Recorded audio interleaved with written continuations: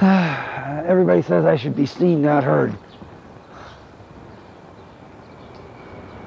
Ready? When I was told about this, the first thing that popped to my mind was Loren's love of photography, and an extension of that is love of the beauty in photography. And Loren really was so in love with the production of photography.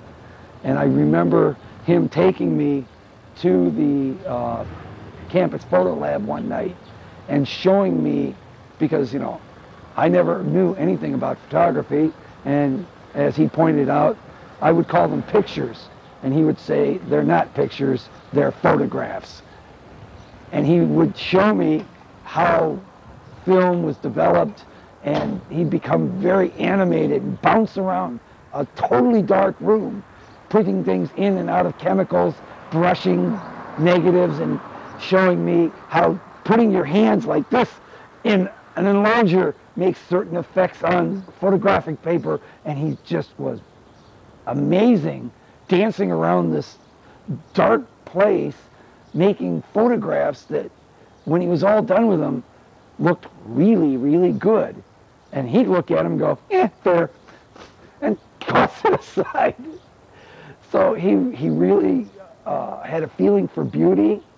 He taught me about Ansel Adams.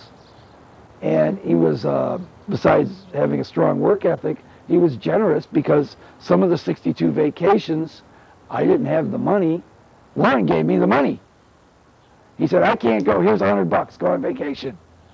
So I'd go on vacation for a week, come back, and, you know, over the course of a month, be able to pay him back. So those are two real fast recollections of mine of Loren.